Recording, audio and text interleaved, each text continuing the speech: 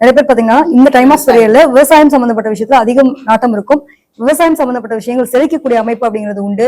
புதுமை படைப்பாளர்களா நிறைய பேர் மாறுவாங்க. ஒரு பக்கம் இந்த பக்கம் எக்ஸ்ட்ரீமா போனாலும் இன்னொரு பக்கம் பாத்தீங்க அப்படின்னா இன்னொரு எக்ஸ்ட்ரீமா போயிட்டு வெளிநாடு வெளியூர் சம்பந்தப்பட்ட விஷயங்களுக்கு போறது, உறவுகள் வந்து பிரிஞ்சிருக்க அமைப்பு இருக்கும். சோ அந்த பிரிவுன்றது சுவப்பிரிவா இருக்குமே தவிர்த்து ஒரு ஆமா அந்த மாதிரி இருக்காது. இவங்களுடைய வளர்ச்சி நோக்கிய பிரிவா இருக்க போகுது. நிறைய பேருக்கு வந்து கஷ்டத்துல இருக்கேன் அப்படின்றவங்களுக்கு எல்லாம் ஒரு நல்ல நிலை இருக்கும். அது எப்பவுமே வந்து அடுத்தவங்களுடைய சப்போர்ட்டோட முன்னுக்கு வரதை விட தனித்துவமா வர்றதுன்னு இருக்கும்போ எப்பவுமே தனித்துவமா நம்ம இயங்குறோம் அப்படின்னா நிறைய அடி வாங்குவோம், கஷ்டப்படுவோம். சோ அந்த கஷ்டங்கள் தான் உருவாக்கக்கூடிய சிற்பம் மாதிரின்னு வச்சுக்கோங்களேன். அந்த மாதிரி சிற்பமா ஜொலிக்க போறாங்க.